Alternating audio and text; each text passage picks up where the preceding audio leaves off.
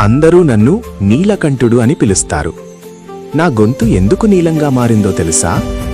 సముద్ర మథనం జరిగినప్పుడు అమృతం కంటే ముందు భయంకరమైన హాలాహలం, విషం పుట్టింది.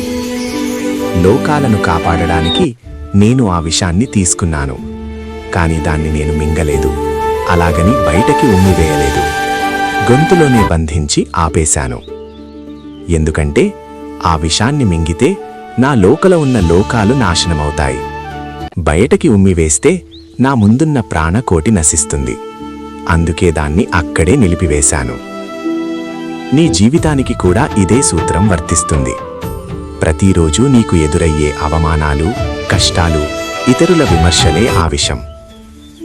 వాటిని నువ్వు లోపలికి తీసుకుంటే, మనసుకి హత్తుకుంటే నీలోని ప్రశాంతత చనిపోతుంది, నీ ఆరోగ్యం పాడవుతుంది. పోనీ అని ఆ కోపాన్ని ఇతరుల మీద చూపిస్తే, ఉమ్మివేస్తే నీ బంధాలు, స్నేహాలు నాశనమవుతాయి.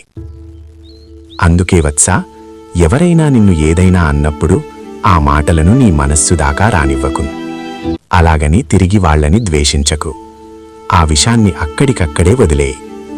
ఎలాగైతే నేను విషాన్ని కంఠంలో ఆపానో, నువ్వు కూడా చెడుని నీ ఆలోచనల వరకు రాకుండా ఆపేయి.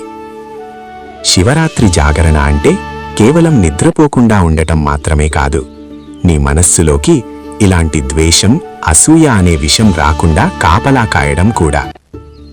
ఈ శివరాత్రికి ఈ నిజాన్ని తెలుసుకో, ఆనందంగా జీవించు.